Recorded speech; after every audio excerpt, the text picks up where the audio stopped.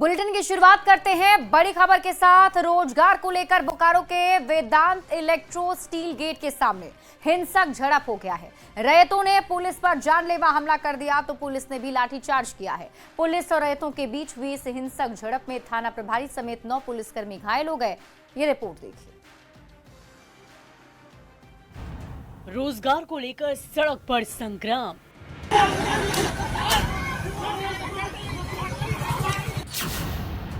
जब रैयतों का आंदोलन हुआ उग्र,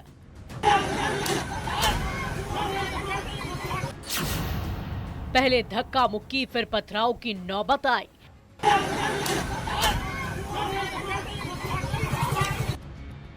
बवाल की ये तस्वीरें बोकारो के सियाल जोरी की है।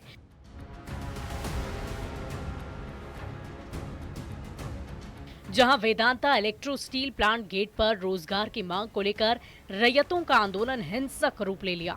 गेट जाम करने पहुंचे रैयत और पुलिस के बीच जमकर धक्का मुक्की और पथराव हुआ। हालात बेकाबू होने पर पुलिस ने लाठी चार्ज कर दी। इसमें सियाल जोरी थाना प्रभारी मनीष कुमार गंभीर रूप से घायल हुए। सुबह से ही बड़ी संख्या में रैयत रोजगार की मांग को लेकर प्लांट गेट पर जुटे हुए थे। प्रशासन की ओर से उन्हें जाम हटाने के लिए समझाने की कोशिश की गई, लेकिन रैयत अपनी मांग पर अड़े रहे। इसी दौरान उग्र रैयतों ने थाना प्रभारी पर हमला कर दिया।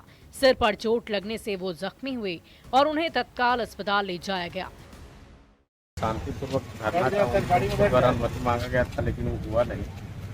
अनुमति किसी का जाम करने का, किसी भी कार्य का कहीं से अनुमति होता नहीं। उसके बावजूद भी लोग बैठे हुए थे। हम लोग कह रहे थे भाई वार्ता के लिए आओ, किसी की चुगुल हो गया, घंटा चला दिया लोग।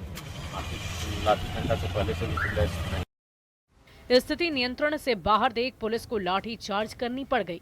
इसमें कई महिलाएं जख्मी हुई। किसी भी अप्रिय स्थिति से निपटने के लिए अतिरिक्त पुलिस बल की तैनाती कर दी गई। आरोप है कि प्लांट प्रबंधन ने रोजगार देने का आश्वासन पहले दिया था, लेकिन लंबे समय से वादे पर अमल नहीं किया गया। इसी नाराजगी के चलते उन्होंने गेट जाम कर आंदोलन किया। स्थिति फिलहाल काबू में है। पुलिस प्रशासन का कहना है कि हालात नियंत्रण में हैं। रैयतों ने चेतावनी दी है, अगर रोजगार की मांग पूरी नहीं हुई तो वो आंदोलन को और तेज कर देंगे। अब देखना होगा कि रैयतों की मांग कब तक पूरी होती है। न्यूज़ 18 के लिए बोकारो से मृत्युंजय कुमार की रिपोर्ट। बढ़ेंगे आगे। रिम्स कोड 2 को लेकर रांची में नगरी की जमीन अब सुलगती नजर आ रही है। 24 अगस्त को चंपाई सोरेन के हल चलाने के ऐलान के बाद यहां सियासी उबाल भी है और सरकार के खिलाफ ग्रामीणों में नाराजगी भी। इन सब के बीच आदिवासी संगठन के बैठकों का दौर भी जारी है। ये रिपोर्ट देखिए।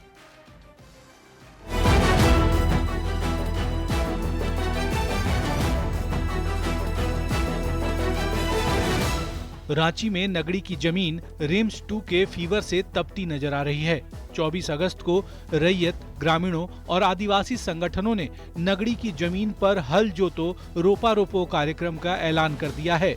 नगरी जमीन बचाओ संघर्ष समिति के इस कार्यक्रम के बुलावे पर चंपाई सोरेन भी हल चलाने का ऐलान कर चुके हैं। नगरी में 24 अगस्त के कार्यक्रम की रणनीति को लेकर समीक्षा बैठक हुई। इस बैठक में नगरी के रैयत और ग्रामीणों के साथ कई आदिवासी संगठनों के नेता भी शामिल हुए। तमाम नेताओं ने नगरी की खेतीहर जमीन बताते हुए यहां रिम्स 2 के निर्माण का विरोध किया। इतना ही नहीं, आदिवासी संगठनों की ओर से नगरी की जमीन का कभी भी अधिग्रहण नहीं होने का दावा किया गया।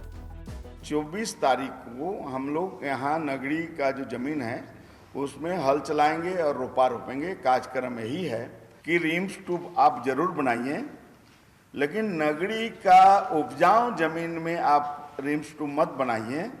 24 अगस्त को जो हम लोगों का नगरी में यहाँ के खेतों में जोतने का जो कार्यक्रम हम लोग अभियान जो करने वाले हैं, उसको लेके ग्रामीणों के साथ ही जो उनको सम्मिलित करके कोर कमेटी की बैठक है। देश संविधान से चलता है, कानून से चलता है, और सरकार हमेशा कहती है कि 1894 तो जितने भी आप नियम कानून संगत है वो भूमि अधिग्रहण कानून 2013 के अनुसार ही आप ले सकते हैं।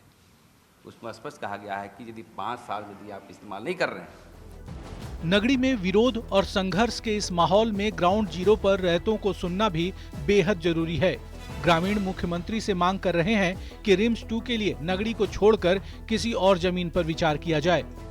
इस बार खेती नहीं हुआ है और इसी का विरोध में हम लोग पूरा झारखंड के आदिवासी मिलकर एक साथ रोपा रोपेंगे। इसमें प्रस्तावित का क्या बात है? आप जबरदस्ती आप कृषि योग्य जमीन को हम लोग के नगरी के किसानों से जबरदस्ती ले रहे हैं। ये जो चंपई सोरेन जो कह दिए, क्योंकि वो आदिवासी के दर्द समझ रहे हैं, जब वो आने वाले हैं तो एक लोग ग्रुप चाह रहे हैं कि नहीं तुम्हें तो इंडिया गठबंधन का बदनामी होगी, इसलिए गांव वालों को बरगलाया जा रहा है। यहाँ पर कोई नोटिफिकेशन नहीं किया गया है कि इस जमीन में हम अधिग्रहण कर रहे हैं और रिम्स 2 बना रहे हैं, लेकिन यहाँ जो प्रशासन जो कर रही है ना कि ज़बरदस्ती इस ग्रामीण वासियों को लूटने का काम कर रही है। बहुत ऐसे ज़मीन है सरकार के पास में, दुनिया भर का ज़मीन है, लेकिन खेती योग्य ज़मीन में ही ये रिम्स 2 बनाने का क्यों इसका मानसा है? ये कहना गलत नहीं होगा कि नगरी में प्रस्तावित रिम्स 2 का निर्माण राज्य सरकार के लिए गले की हड्डी बन गई है। अपनों के साथ साथ विरोधी भी इसे आदिवासी अस्मिता को मानकर प्रस्तावित रिम्स 2 की जमीन को बचाने के लिए कूद पड़े हैं।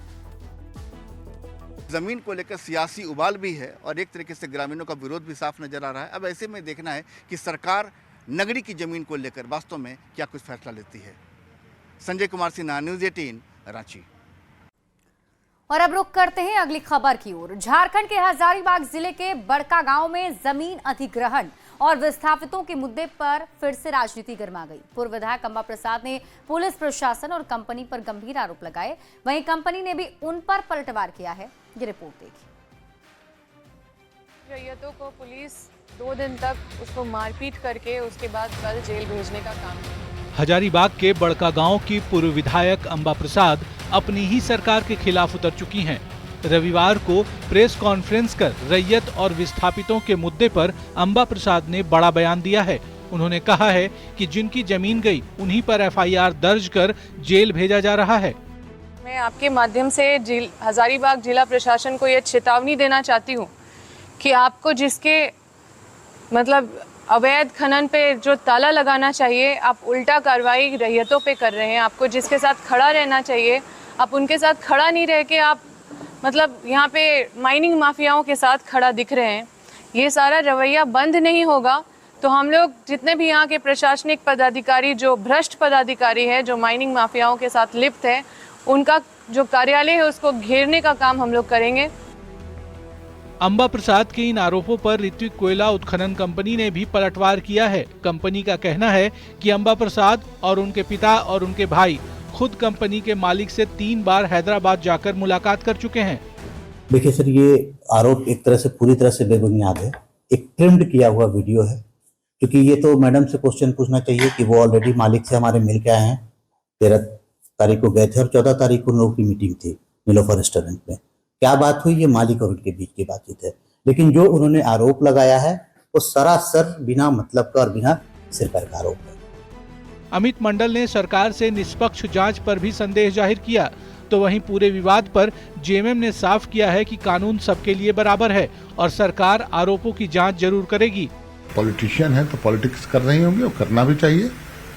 एक मुखर नेत्री हैं, कांग्रेस की वरिष्ठ नेत्री हैं, जो आरोप वो लगा रही हैं, सरकार गंभीर है, संवेदनशील है, वो देखेगी मामले को, कानून अपना काम करेगा। सरकार के एक भी मंत्री, सरकार के एक भी विधायक का बयान ना आना यह दर्शाता है कि सरकार डरी सहमी है, सरकार इसलिए स्टेटमेंट देना नहीं चाहती। और जब ऐसी स्थिति परिस्थिति आएगी तो हम लोग निष्पक्ष जांच की सरकार से उम्मीद भी नहीं कर सकते। और मुझे लगता है कि लोगों को खुलकर सच कहना चाहिए, सच कहने में कोई गुरेज सरकार को नहीं करना चाहिए। बड़का गांव में जमीन अधिग्रहण और विस्थापितों का मामला पहले से ही संवेदनशील रहा है। अब अंबा प्रसाद और कंपनी आमने सामने आ गए हैं, जिससे सियासी तापमान और बढ़ गया है। अब देखना होगा कि सरकार जांच के बाद किस नतीजे पर पहुंचती है।